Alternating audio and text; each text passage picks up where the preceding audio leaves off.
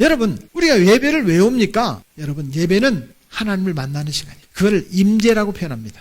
예배의 목적은 하나님 만나는 시간이에요. 사랑하는 여러분, 하나님 만나기를 축복합니다. 하나님만 붙잡으려고 여러분 예배를 회복하기를 축복합니다. 무슨 일이 있어도 예배는 포기하면 안 돼요. 코로나 때문에 사단이 우리를 자꾸 예배에서 멀어지게 만들었잖아요. 결국에는 예배가 회복되어야 우리 믿음이 자라는 거예요. 믿음이 자라야 하나님을 더 붙잡는 거예요. 하나님 붙잡아야 복을 주시는 그 하나님을 붙잡아야 우리가 복되는 거예요. 목사가 설교를 잘해서? 아닙니다. 하나님께서 이 자리에 우리와 함께 계시기 때문에 그 하나님의 은혜가 채워질 수밖에 없는 거예요. 너희가 내 이름으로 두세 사람이 모인 곳에 나도 너희와 함께 있겠다. 우리 주님은 약속하셨어요. 그 주님을 만나는 자리가 되기를 축복합니다. 오늘 우리에게 주시는 하나님의 말씀을 함께 보겠습니다. 오늘 우리에게 주시는 하나님의 말씀은 창세기 35장 1절부터 6절까지 말씀입니다. 제가 먼저 1절 말씀을 봉독하겠습니다. 하나님이 야곱에게 이르시되 일어나 베델로 올라가서 거기 거주하며 내가 내 형 에서의 낯을 피하여 도망하던 때에 내게 나타났던 하나님께 거기서 제단을 쌓으라 하신지라.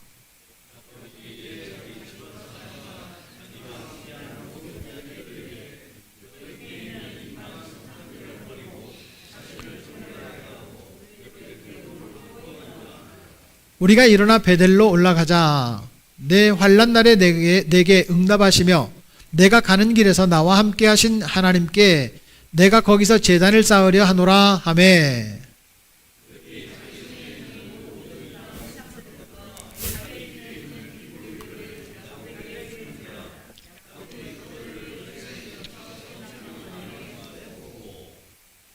그들이 떠났으나 하나님이 그 사면공을들로 크게 두려워하게 하셨으므로 야곱의 아들들을 추격하는 자가 없었더라. 야곱과 그와 함께한 모든 사람이 가나안 땅 루스 곧 베델에 이르고. 아멘. 오늘은 리더라는 시리즈의 마지막 네 번째, 하나님을 붙잡은 사람이라는 말씀입니다. 제가 리더하면 뒤에는 여러분들이 한번 읽어주시기 바랍니다. 리더. 저는 우리 익산영락교회 성도들이 또 우리 예배에 참여하는 모든 분들이 하나님께서 기뻐하는 리더로 쓰임받기를 축복합니다. 나 가진 재물 없으나 라고 하는 복음성가 찬양이 있습니다. 이 찬양의 가사에 보면 이런 가사가 있어요. 나 가진 재물 없으나, 나 남이 가진 지식 없으나, 나 남에게 있는 건강 있지 않으나, 나 남이 없는 것 있으니, 나 남이 못 본 것을 보았고, 나 남이 듣지 못한 음성 들었고, 나 남이 받지 못한 사랑 받았고, 나 남이 모르는 것 깨달았네. 그 뒤에 보면 공평하신 하나님이라고 하는 가사가 나옵니다. 공평하신 하나님이 나 남이 가진 건 나 없지만 공평하신 하나님이 나 남이 없는 것 갖게 하셨네 라는 찬양이에요. 이 시는, 이 가사는 송명희 시인이 쓴 가사입니다. 이 지금 사진에 나와 있는 오른쪽에 계신 여자분이 송명희 시인인데요. 이분은 평생토록 장애인으로 사셨습니다. 이분이 17세에 하나님을 만났습니다. 가족들은 1년을 살까, 5년을 살까, 10년을 살까, 이 송명희 시인에 대해서 언제 죽을지 모르는 그런 아이로 그렇게 내박쳐두고 가족들이 살았습니다. 늘 불편함 속에서 원망할 수도 있었고 정말 죽고 싶은 마음이 있었겠지만 17살에 하나님을 경험하고 드디어 성령으로 거듭나게 되었습니다. 그때부터 4년 동안 매일 5시간씩 기도하기 시작했다고 합니다. 그리고 그 성령을 체험하고 난 뒤에 기도하면서 성경을 30번이나 읽었다고 합니다. 그때 하나님께서 지혜를 주셨어요. 그리고 그 지혜로 시를 쓰기 시작했습니다. 시를 쓰면서 1985년 5월 달에 시집 2권을 냅니다. 그리고 간증 수필집 한 권을 냅니다. 이분이 계속 하나님께서 나에게 주신 모든 불편함과 곤란함과 질병과 움직일 수 없는 그런 너무나도 부자연스러운 그런 삶 속에서도 하나님은 공평하시다 라고 고백합니다. 이분은 지금까지 24권의 책을 썼고 100여 편의 시를 썼고 1500여 회의 간증집회를 다녔다고 합니다. 저는 우리 성도들이 이분이 이렇게 불편한 가운데도 하나님 앞에 쓰임받고 하나님께 존귀하게 영광을 돌리고 이렇게 많은 사람들에게 감동을 줬던 사람처럼 우리도 이렇게 쓰임받기를 축복합니다. 몸은 불편하고 몸이 연약한 이런 모습은 아니어도 하나님 앞에 쓰임받는 저와 여러분 되기를 축복합니다. 이분은 평생을 뇌성마비 중증 장애인으로 살았습니다. 하나님은 공평하시다라고 고백하면서도 이 사람은 본인 스스로 일어나지를 못합니다. 온몸을 쥐어짜서 말 한마디를 하려면 이게 말을 하는 건지 모를 정도로 쥐어짜서 말 한마디를 합니다. 글을 쓸 때도 그는 왼발로 노트를 꾹 누르고 오른발로 글을 써요. 아니, 글을 그린다고 합니다. 시 하나를 쓰는 것이 이분에게는 너무나도 고역이에요. 그냥 쓰는 게 아니에요. 그런데 왜 이 시인은 이런 병약한 몸으로 태어나서 지금 방금 전에 사진 한번 보여주시겠어요? 예. 이 사진은 60회 생시인 때 찍은 사진인데요. 병원에서는 10대를 못 넘깁니다. 10대가 지나면 죽을 겁니다. 라고 했던 이분이 60세 생신 때 찍은 사진이에요. 이분은 평생을 이렇게 살면서 뭐가 그렇게 공평한지 하나님께서 공평하시다고 고백을 해요. 이분은 하나님만 붙잡고 살았습니다. 하나님께서 모든 것이라고 고백했습니다. 왜 하나님께서 나를 이렇게 불편하게 만드셨냐고 원망하지 아니하고 하나님을 붙잡았더니 하나님 주신 지혜로 시를 쓰고 책을 쓰고 집회를 하고 많은 사람들에게 지금도 감동을 주고 있습니다. 우리는 너무나도 많은 것을 가지고 삽니다. 그런데 내가 가진 것이 부족하다고 생각해요. 많은 것들을 우리는 차지하고 있으면서도, 아니, 잃어버리면서 살면서도 우리는 가진 것을 만족하지 못하면서 불평, 원망을 하죠. 이솝우화의 욕심 많은 개 이야기가 나옵니다. 이 강아지는 고깃덩이 하나를 물고 가면서 마침 냇가를 지나가게 됩니다. 냇가를 봤더니 자기보다 덩치가 큰 놈이 더 맛있게 생긴 고깃덩어리가 더 큰, 이제 물가에 비치니까 더 크게 보이겠죠? 더 큰 것을 물고 있는 거예요. 그 모습을 봐서 욕심이 나가지고 찢었습니다. 앞불싸. 물고 있었던 고기가 물속에 빠져버렸습니다. 이런 모습이 바로 나의 모습, 우리의 모습이 아닌가 싶습니다.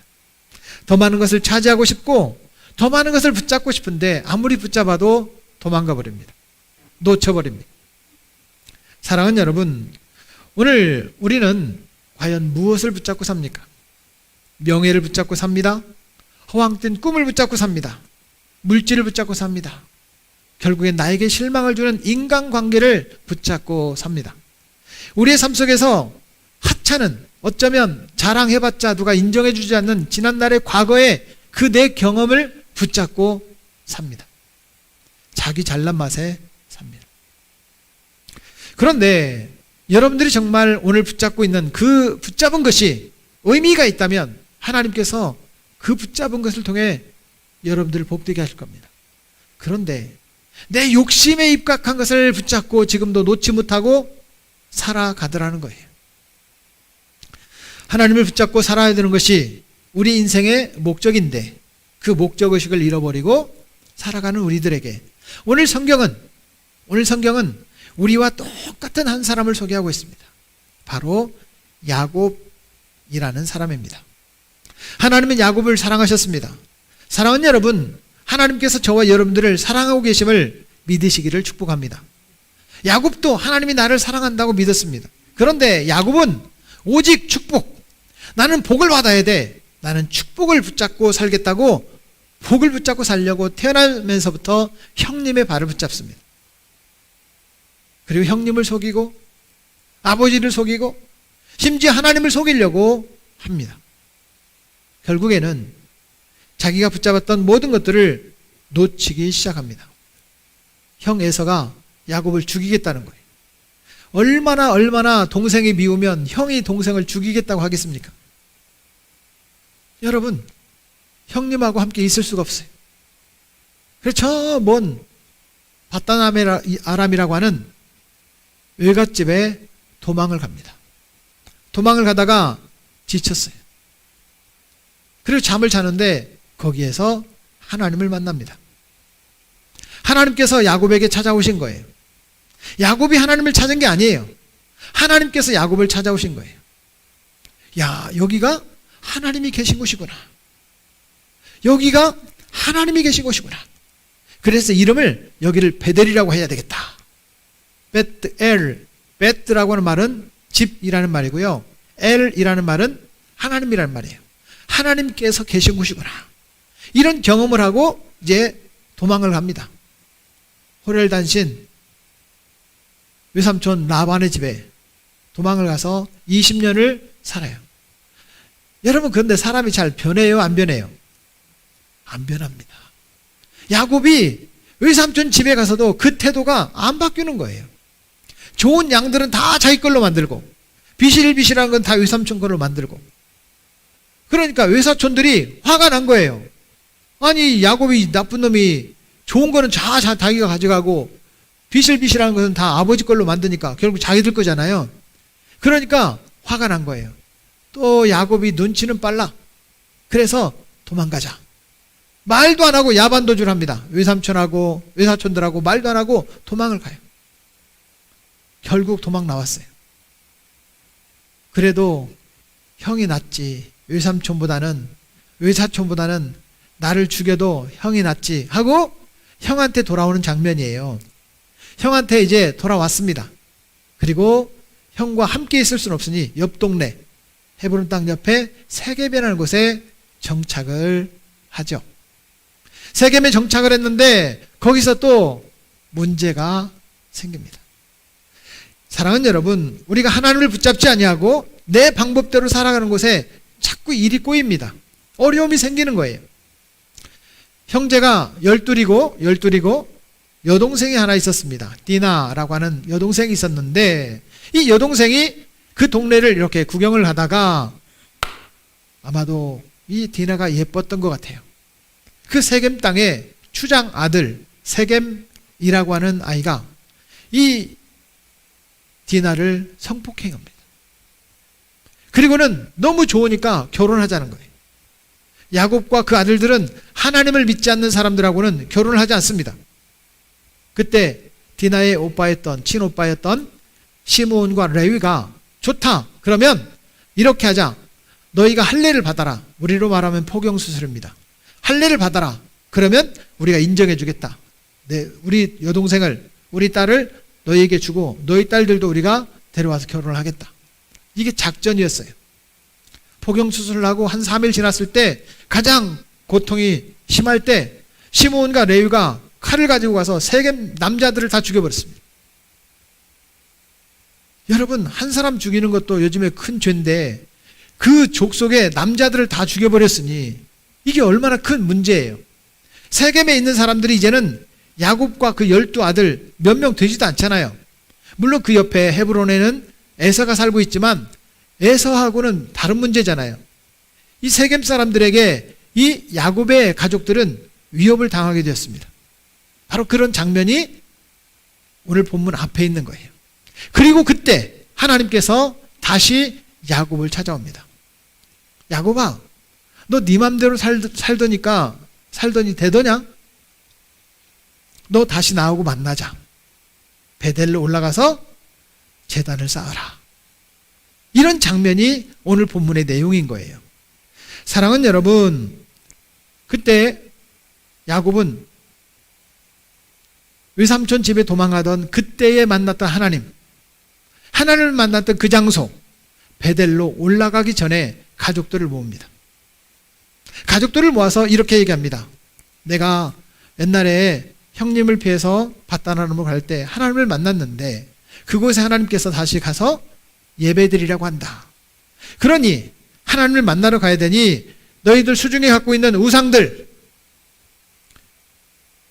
장식들, 하나님이 기뻐하지 않는 거 다 가져와라. 그리고 상수리 나무 아래 묻어놓고 하나님을 만나러 갔다라고 하는 거예요. 결국에는 내 삶의 모든 방식을 내려놓고 하나님 붙잡고 살겠습니다 라고 하는 내용이 오늘 본문 내용이에요. 결론을 먼저 말씀드립니다. 사랑하는 여러분, 우리가 욕심부렸던 거, 내 삶의 방식대로 살았던 모든 건 내려놓고 하나님 붙잡고 살아가는 저와 여러분 되기를 축복합니다. 오늘 성경은 그렇게 하나님을 만났다, 거기서 제단을 쌓았다 라고 얘기를 하는 그런 내용이라면 우리들도 그럼 어떻게 하나님을 만날 수 있을 것인가? 라고 하는 내용이에요. 오늘 우리가 읽었던 7절 말씀에 보면 7절 말씀, 그가 거기서 제단을 쌓고 라고 말합니다. 하나님 말씀대로 그렇게 순종했다. 이런 뜻입니다. 사랑하는 여러분, 우리도 내 방식, 내 맘대로 열심히 살았다가 아니라 하나님 말씀대로 살았다라고 고백할 수 있는 믿음의 사람이 되기를 축원합니다. 야곱은 형 에서의 장자권을 빼앗으면 모든 것이 다 복될 거라고 생각했습니다. 그런데 형을 피해서 도망갔던 20년 어간에 엄마가 돌아가셨는데 엄마 장례식에도 형 무서워서 돌아오지도 못했어요. 외삼촌한테 가가지고 20년 동안 외삼촌이 10번이나 속였어요. 여러분, 속이려고 하는 사람은요 또 속습니다. 사기꾼은요 자기가 사기를 당할 수밖에 없는 거예요. 그게 세상의 원리예요. 야곱은 그런데 그런 세상의 원리로 살았다는 뜻이에요. 야곱은 야복 강가에서 천사만 붙잡고 싸우면 이길 줄 알았습니다. 그런데 그 계획도 결국엔 틀어졌어요. 자기 방식대로 했던 모든 것들이 다 꼬이는 거예요. 사랑하는 여러분, 우리가 뭔가 잘 되는 것 같아도 마지막에 실패하고 마지막에 꼬여서 어찌할 바를 모르는 인생이라면 그는 복된 인생이라고 말할 수가 없을 겁니다. 지금은 힘들고 어려워도 나중에 더 복된 인생이라고 한다면 그 복된 인생을 붙잡고 살아야 되겠죠. 내가 붙잡으려고 했던 복은 잃어버리고 고통과 고난만 남아요. 그런데 하나님 말씀대로 순종했더니 그때부터는 진짜 복을 받더라. 야곱을 통해 우리에게 그걸 가르쳐 주는 거예요. 그렇다면 우리도 여러분들이 지금 붙잡고 힘들고 지쳐있는 어떤 인생이라고 한다면 그거 내려놓고 하나님 붙잡고 하나님께서 우리 인생을 펼쳐가시는 그런 인생이 될 수 있기를 축복합니다. 시편 81편 10절 말씀은 우리에게 이렇게 가르쳐주고 있습니다. 나는 너를 애굽 땅에서 인도하여 낸 여호와 내 하나님이니. 따라 읽겠습니다. 내 입을 크게 열라.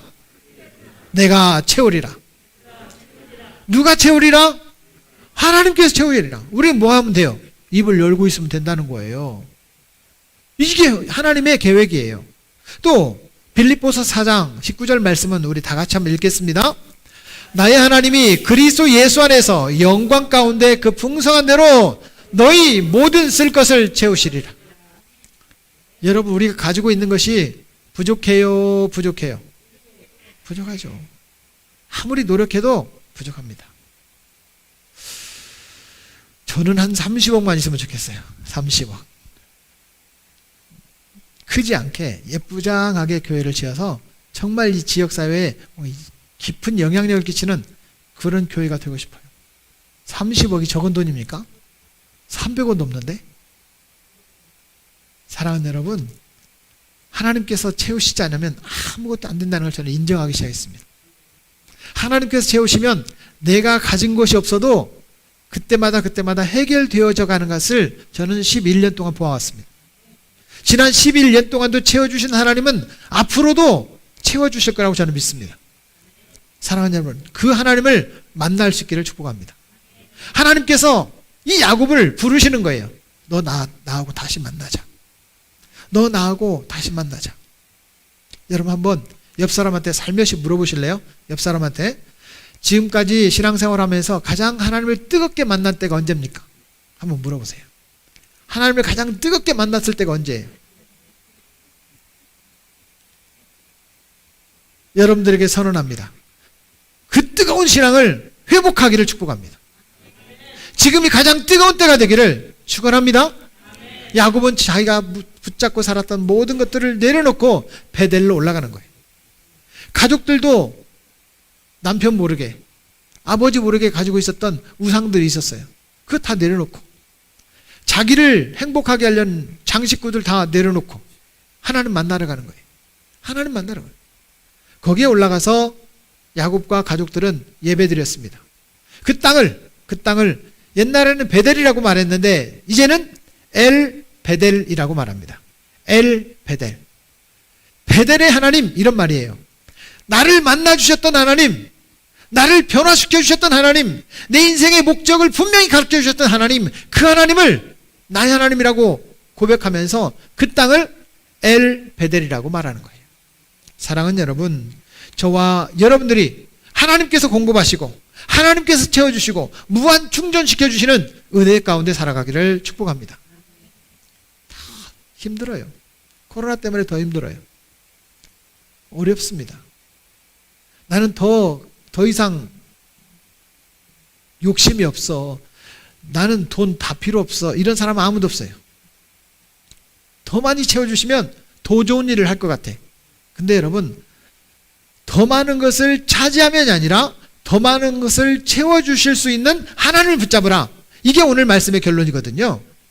더 많은 것을 채워달라고 말씀하시지 말고 더 많은 것을 채워주실 수 있는 하나님을 만나게 해주십시오. 하나님만 붙잡겠습니다. 주님 뜻대로 살겠습니다. 이런 믿음의 고백을 오늘 이 시간에 함께 나눌 수 있기를 축복합니다. 그렇다면 어떻게 사는 것이 하나님을 붙잡고 무한 충전시켜주시는 하나님의 원하시는 삶을 이루어가는 삶일까? 오늘 이 말씀을 나누고 싶어요. 첫째는 예배를 붙잡으라고 말씀하십니다. 따라하겠습니다. 예배를 붙잡읍시다. 오늘 하나님은 모든 것을 잃어버릴 위기에 처해 있는 야곱에게 처방전을 내렸어요. 처방전. 우리가 감기 걸리면 여러분 내과 병원에 보통 가죠. 이비인후과 병원을 갈 수도 있지만 가면 처방전을 내려주잖아요. 처방전을 가지고 어디로 가요? 뭐 하려고 가요? 약국에. 약 받으러 가는 거지.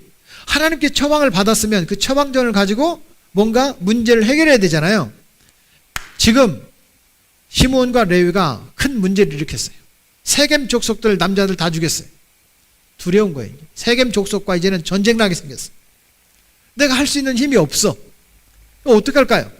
하나님의 처방전을 받았어요. 그 처방전을 가지고 어디로 가는 거예요? 베델로 가는 거예요. 베델로. 뭐 하려고요? 제단을 쌓으려고. 뭐 하려고요? 예배 드리려고. 예배 드리려고 베델로 가는 거예요. 사랑하는 여러분, 저와 여러분들이 예배를 드리는 이유가 있습니다. 신학적으로도 마찬가지고 우리가 예배를 드려야 될 이유와 목적이 있습니다. 담임 목사 얼굴 보러 옵니까? 우리 권사님 얼굴 보러 가요? 삑사리 은혜 들으러 와요? 아, 진짜 이제 장로님 때는 이제 완전 삑사리가 사라질 줄로 믿습니다. 근데 우리 피택 장로님이 어제도 연습 엄청나게 했거든요. 우리 이제 김장 끝나고 마무리하고 있는데 혼자 오셔서 연습하시는 거예요. 그때는 안 틀렸어요. 근데 이게 삑사리 은혜를 알게 하시기 위해서 이렇게 부족해도 나는 찬양합니다. 이걸 보여주기 위해서 오늘도 찬양하는 거잖아요. 여러분들도 혹시라도 내가 뭐 플루트를 한다든가 나는 그냥 오오오 뭐 이렇게 성악을 한다든가 특송하실 분들은 저한테 미리 말해주세요. 배치해놓고 삑사리 은혜를 같이 경험할 수 있도록 배정을 하겠습니다. 여러분, 우리가 예배를 왜 옵니까? 여러분, 예배는 하나님을 만나는 시간이에요. 그걸 임재라고 표현합니다. 따라하겠습니다. 하나님의 임재.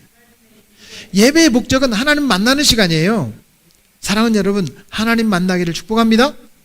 지금 야곱과 그 가족들이 베델을 올라갑니다. 뭐 하려고요? 하나님 만나려고.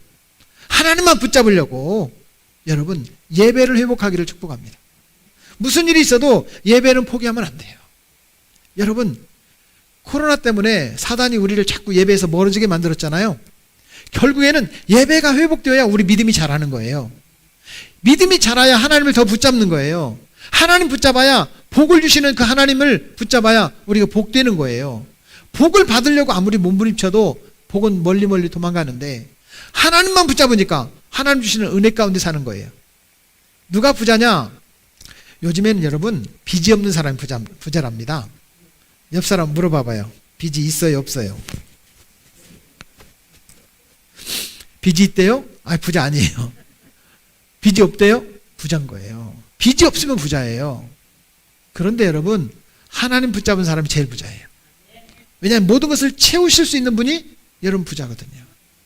외국에서 오신 우리나라에 오신 치료를 위해서 오셨던 외국인들, 선교사님을 따라왔던 자녀들이 늘 하는 말이 어디가 제일 좋으냐? 호텔이 제일 좋대. 호텔. 왜 호텔이 좋으냐? 물만 틀으면 따뜻한 물 나오지, 시원한 물 나오지. 그게 너무 행복하다는 거예요. 자기들이 사는 동네에서는 물이 안 나오니까. 여러분, 그러면 여러분, 물이 수도꼭지가 중요합니까? 아니요. 물탱크가 중요한 거예요. 물탱크가 중요합니까? 여러분, 이 물을 공급해주는 그런 이 정화시설이 중요한 거예요. 정화시설이 중요합니까? 저수지 물이 중요한 거지. 수원지가 중요한 거예요. 우리 하나님은 수원지입니다. 우리에게 모든 것을 채우실 수 있어요.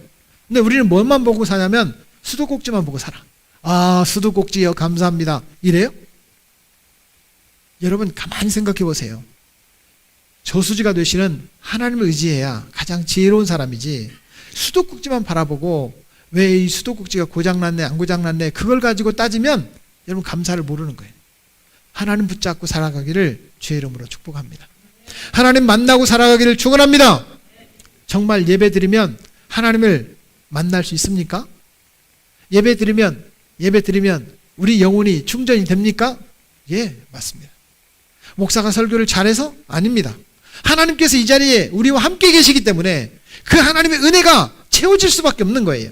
너희가 내 이름으로 두세 사람이 모인 곳에 나도 너희와 함께 있겠다. 우리 주님은 약속하셨어요. 그 주님을 만나는 자리가 되기를 축복합니다.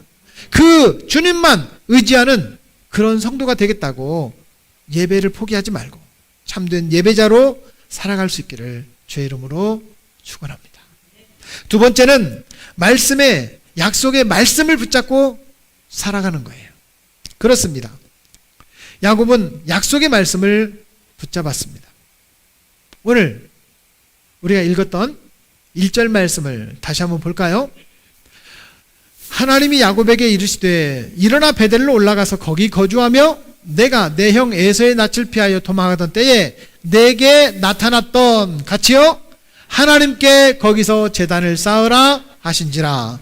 맞습니다. 하나님께서 말씀하셨어요. 이제는 야곱 차례죠. 야곱은 뭐 해야 돼요? 그렇게 해야죠. 하나님 말씀하셨죠. 야곱은 뭐 해야 돼요? 그렇게 해야죠. 그렇게 했다는 거예요. 사랑하는 여러분, 저는 이제 설교 준비를 이렇게 하고 이렇게 이제 시험 공부하는 것처럼 이렇게 다 이렇게 써요. 카드를 만들어서 막 빨간 펜, 파란 펜, 별표 막 해가지고 설교를 선포를 해요. 이 준비하는데 적게 걸릴 때는 한 15시간, 많이 걸릴 때는 한 25시간 이 설교 시간이 걸려요. 이걸 갖고 제가 선포를 해요. 이게 재탕 안 하잖아요. 재탕 안 하거든요. 그런데 성도들이 이 말씀대로 살면 좋겠다, 이런 마음으로 제가 선포를 해요. 그런데 주일 낮 예배에 딱 드리고 식당 가서 밥 먹을 때 다 까먹어요. 받은 은혜도 다 입으로 삼켜버려. 집에 갈 때는 기억나요? 안 나요? 안 나. 기억 안 나. 그런데 어떻게 살아요? 여러분, 야곱이 하나님, 나를 또 찾아오셨구나. 하나님 감사합니다. 까먹어. 그럼 베델로 올라갔을까요? 안 올라갔을까요? 안 올라갔겠지. 말씀을 듣고 그 말씀대로 살았다는 거예요. 여러분, 말씀 붙잡고 말씀대로 순종하는 삶이 되기를 주의 이름으로 축복합니다.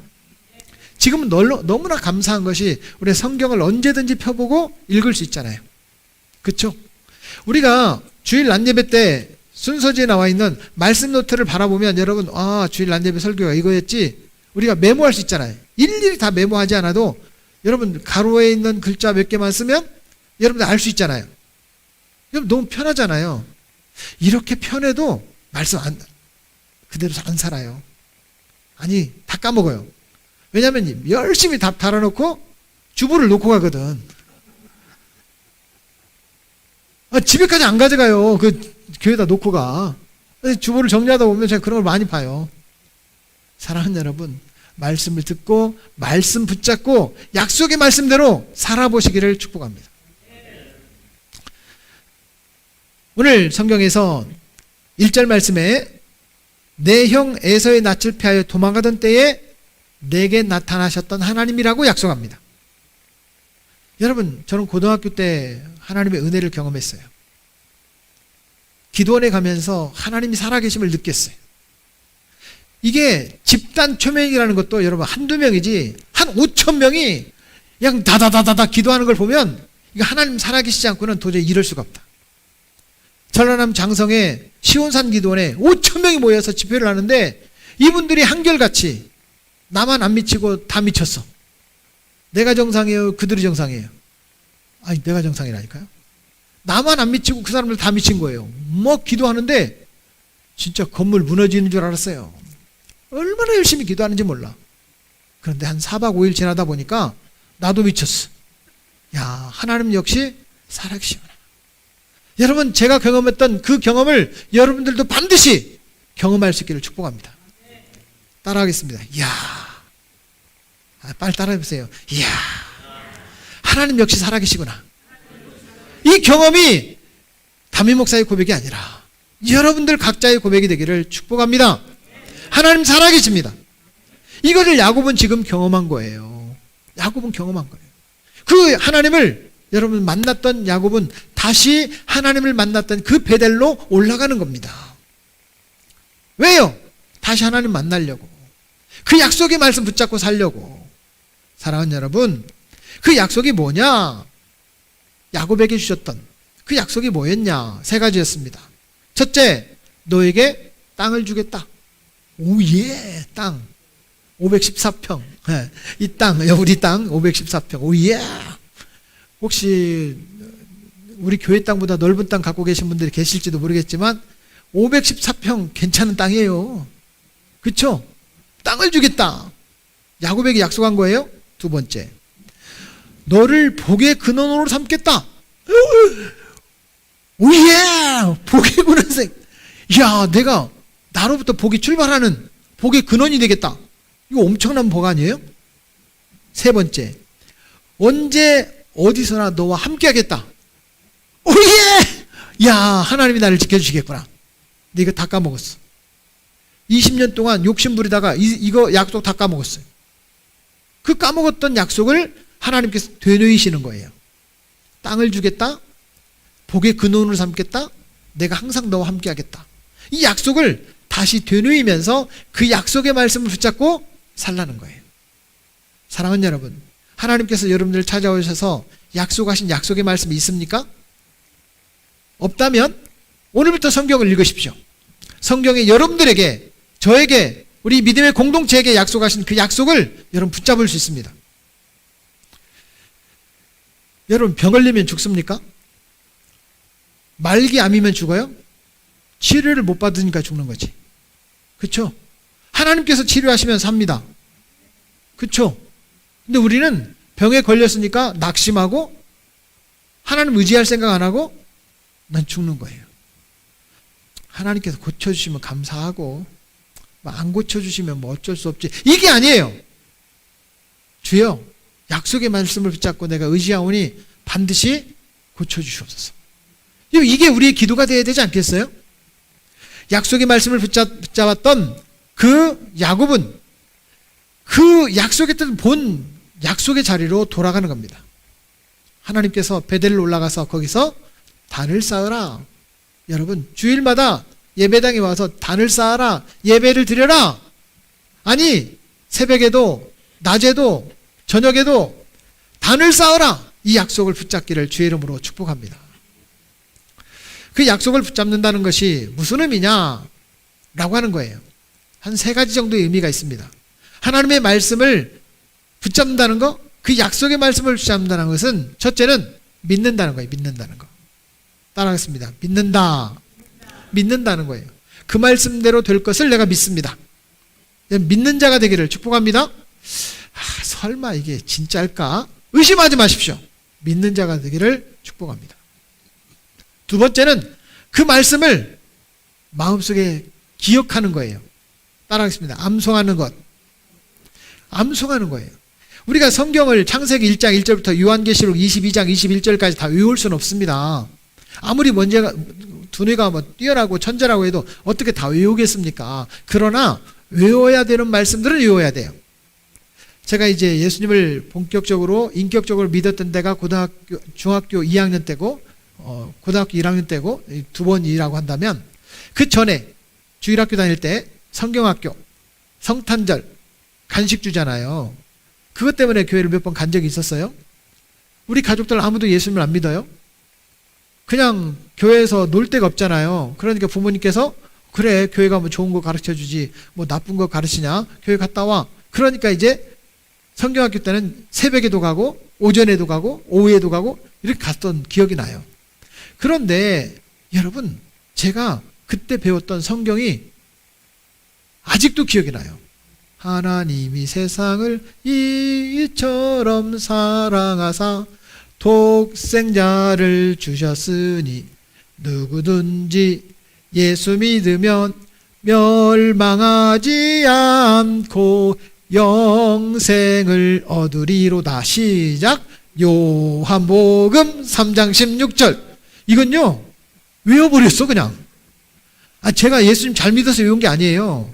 교회를 자꾸 가다 보니까 외워진 거예요. 또 하나 외운 게 있어요. 중학교 때 버스를 타고 다녔거든요. 버스 정류장 앞에 떡 써져 있는 게 있어요. 우리 교회에서 평사교회 그 옆에 주 예수를 믿으라, 그리하면 너와 내 집이 구원을 얻으리라. 제가 이해할 수 없는 게 있었어요. 행 16 땡땡 31, 이걸 이해를 못했어요. 행 16 땡땡 31을 몰랐어요. 나중에 예수님 믿고 보니까 사도행전 16장 31절이더라고. 여러분, 그걸 외웠어요. 아무것도 몰라도 요한복음 3장 16절과 사도행전 16장 31절을 제가 외우고 다녔어요. 왜? 자꾸 보니까, 자꾸 들으니까 그 말씀이 외워지더라고요. 그런데 예수님을 믿고 보니까 그 말씀이 가장 중요한 구절이라는 것을 제가 알게 됐어요. 사랑하는 여러분, 성경을 외울 수 있는 대로 외우시기를 축복합니다. 외워보십시오. 숙제. 우리가 한 달에 한 개씩 12개 외우기로 했잖아요. 다음 주에 이제 12월 첫째 주에 발표가 될 겁니다. 12월 것까지. 저 뒤에 보면 우리 안수 집사님이 준비해 놓은 12개의 성경 구절이 있어요. 달력에 있는 12개. 한번 외워봅시다. 아멘. 그래서 이제 우리 피택 장로님 2분 나오셔가지고 이제 암기하도록 이렇게 해볼까 생각만 했습니다. 한번 외워봅시다. 따라하겠습니다. 암송하는 것. 세 번째가 순종하는 거예요. 따라하겠습니다. 말씀에 순종하는 것. 이게 약속의 말씀을 붙잡는다는 거예요. 그 말씀을 듣고 흘려버리면 내 거가 안 됩니다. 그 말씀대로 살아보는 거예요. 어떤 분은 말을 합니다. 목사님, 저는 천성적으로 소리내서 기도하는 건 안 돼요. 그런 분이 계셔요. 찬성적으로 저는 그냥 조곤조곤 이렇게, 왜 소리를 질러, 그냥 조곤조곤 얘기해도 하나님 들으실 텐데, 그렇게 말하는 분들이 계세요. 그런데 성경에 뭐라고 얘기했느냐? 너는 내게 부르짖으라. 그러면 부르짖어 보는 거예요. 내 성격대로 살지 말고 주님 뜻대로 사는 거예요. 한번 해봅시다. 따라하겠습니다. 주여! 좀 더 세게. 주여! 성격대로 말고 진짜로 여러분 저를 따라서 더 세게 주여! 그게 여러분 제 얘기가 아니고 성경에 나와 있어요. 주여 들으소서, 주여 용서하소서, 주여 들으시고 행하시옵소서. 다니엘 9장 19절 말씀에 나와 있는 말씀이에요. 혹이라도 여러분 성경 말씀대로 난 소리가 안 나와. 그럼 주여는 할 수 있잖아. 그쵸? 옆 사람한테 물어봐요. 주여는 할 수 있죠? 할 수 있지. 여러분 어떤 때는 침묵으로, 어떤 때는 조용히, 어떤 때는 금식하면서, 어떤 때는 여러분 부르짖으면서 성경에 말씀하신 대로 외쳐보기를 축복합니다. 그리고 나는 내 부르짖는 소리가 다른 사람 들을까 봐 두려워. 그럼 방언 달라고 기도하십시오. 방언을 하면 다른 사람 못 알아들어. 어떤 때는 나도 몰라. 그러니까 방언하면 괜찮아. 여러분 말씀대로 순종해 보기를 주의 이름으로 축복합니다. 마지막 세 번째는 인생의 목적을 새롭게 붙잡아야 됩니다. 따라하겠습니다. 예배를 붙잡읍시다. 약속의 말씀을 붙잡읍시다. 인생의 목적을 새롭게 합시다. 여러분 왜 사세요? 내 인생의 목적은 뭐예요? 제가 요즘에 보니까요, 우리 수민 간사님은요 결혼하려고 사는 것 같아. 매일 여자친구를 만나. 제가 그런 생각이 들어요. 그러려면 왜 결혼 안 해? 결혼해 빨리. 8년 동안 사귀는 사람이 어디 있습니까? 이건 여자를 괴롭히는 거지. 그쵸? 결혼하라고 여러분 이따가 밥 먹을 때 막 쪼으세요. 여러분 인생의 목적이 결혼하는 게 아니거든. 결혼하면 그때부터는 죽음이야.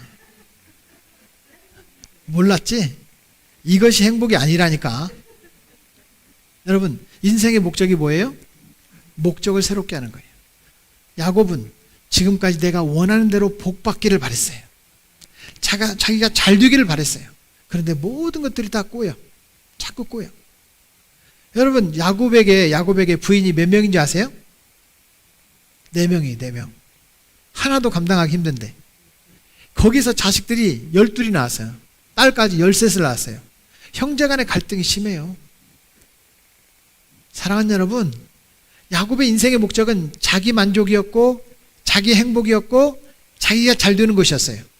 근데 하나님께서 원하시는 목적은 너 나를 만나자, 나하고 함께 살자. 이게 하나님의 목적이었어요. 사랑하는 여러분, 저는 여러분들에게 도전하고 싶습니다. 여러분들 인생의 목적은 무엇입니까? 내가 잘 먹고 잘 사는 것이라면 여러분 그 인생의 목적에서 좀 부족하지 않아요? 나 때문에 다른 사람이 더 잘 되는 것이라면 그건 좀 인생의 목적이 좀 괜찮지 않습니까? 이 세상에서 제일 부자가 됐다고 해서 사람들을 감동시키고 위인전기에 기록된 사람은 없습니다.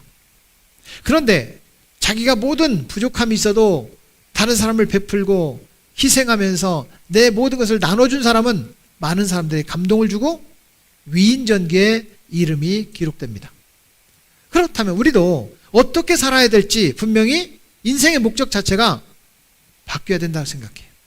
내가 잘 되는 것, 우리 가족이 잘 되는 것, 우리 부부가 잘 되는 것, 내 자식이 잘 되는 것이 아니라 하나님께서 원하시는 인생의 목적을 붙잡고 살아가는 삶이 되기를 축복합니다. 주님은 분명히 우리에게 찾아오셨습니다. 내가 너를 복의 근원으로 삼겠다. 아브라함에게 약속하신 그 하나님은 이삭에도 약속하셨고 오늘 야곱에게도 동일하게 약속하셨습니다. 너를 복의 근원으로 삼겠다. 왜요? 너 때문에 다른 사람도 복이 되기 위해서. 사랑하는 여러분, 하나님께서 우리를 축복하셔야 될 이유가 있어야 되지 않겠어요? 하나님께서 우리에게 기도에 응답을 주셔야 될 뭔가 이유가 있어야 되지 않겠어요? 내가 기도했으니까 응답 주세요는 너무 빈궁하지 않아요? 사랑하는 여러분, 하나님께서 우리를 축복하셔야 될 이유, 하나님께서 우리에게 응답하셔야 될 이유는 나 때문에 또 다른 사람이 복이 되게 하려고. 저는 우리 성도들에게 도전하고 싶은 것이 있습니다. 부부가 잘 되기를 바라요? 자식이 더 잘 되기를 바라요? 자식이 잘 되는.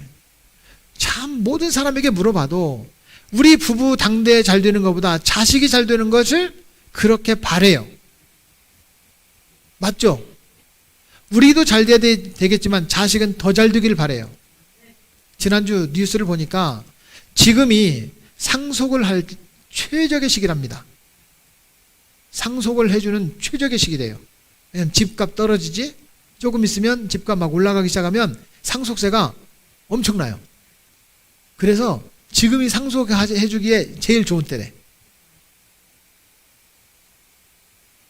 지금 뉴스 얘기예요. 성경 얘기가 아니고 뉴스 얘기.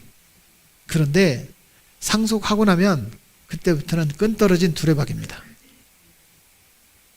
사랑하는 여러분, 세상의 원리는요, 내가 자식이 잘 되기를 바라도 결국에는 내가 끝까지는 잘 돼야 되겠다는 마음을 놓지 않습니다. 성경은 주고 또 주어도 내 목숨까지 주어도 아깝지 않다는 거예요. 그래서 주님이 이 땅에 오신 거 아닙니까? 내 목숨을 주어도 많은 영혼들을 구원하기 위해서 주님이 이 땅에 오신 거예요. 인자가 온 것은 섬김을 받으려 함이 아니라 섬기려 하고 도리어 자기의 목숨을 많은 사람의 대속물로 주려 함이니라. 예수님처럼 살아갈 수 있기를 주의 이름으로 축복합니다. 내가 잘 되는 것이 아니라 나 때문에, 예수 믿는 나 때문에 다른 사람이 잘 되기를 바라는 거예요. 이게 진짜 목적 아니에요? 우리 인생의 목적은 나 때문에 더 많은 영혼들이 구원받는 것입니다. 내가 아무리 잘 섬겨도 그 영혼이 지옥 간다면 그건 의미가 없습니다. 여러분, 지금은 부족해도 나 때문에 그 영혼이 천국 가게 되었다면 얼마나 복된 인생이에요. 말씀의 결론을 맺으려고 합니다. 여러분은 지금 무엇을 붙잡고 살아가십니까? 우리가 신용카드를 쓰는 사람은 한 달 동안 신용카드를 썼던 리스트를 보면 내가 지금 무엇을 붙잡고 사는지를 알 수 있답니다. 먹을 거에 많은 돈을 쓰는지, 유흥에 노는 데 돈을 많이 쓰는지, 자녀 교육에 돈을 많이 쓰는지, 내 건강을 위해서 돈을 많이 쓰는지, 우리 신용카드 리스트를 보면 우리가 무엇을 붙잡고 살아가는지가 보인대요. 그래서 신용카드 회사에서는 우리의 목적을 어디에다가 두고 사는지를 그렇게 분석을 해서 거기에 사람들은 타겟을 주고 광고를 해요. 광고. 우연히 날아오는 그 스팸 전화가 그냥 날아오는 게 아니에요. 우리가 누군가에게 그게 노출이 되어서 그 사람들이 분석하고 우리에게 광고를 하면 그 사람들이 그걸 사겠다고 하는 그런 분석 때문에 그래요. 그렇다면 우리가 한번 생각해 보십시오. 신용카드 회사에서도 우리의 목적이 어디에 있는지를 분석한다면 우리도 내 인생의 목적이 무엇인지를 알아야 되지 않을까요? 나를 위해서 살 것입니까? 하나님 기뻐하는 일을 위해서 살 것입니까? 인생의 목적은 하나님을 붙잡고 하나님 말씀대로 순종하는 삶이 되기를 축복합니다. 그렇다면 하나님께서 원하시는 열매를 맺게 될 거라는 거예요. 저와 여러분을 통해 더 많은 영혼들이 구원받기를 원합니다. 더 많은 사람들이 주님께 돌아오기를 원합니다. 낙심했던 영혼들이 회복되기를 원합니다. 그렇게 하나님이 기뻐하는 인생의 목적을 붙잡고 살아갈 수 있기를 축원합니다. 우리는 하나님을 붙잡는 사람이 되어야 합니다. 기도드리겠습니다.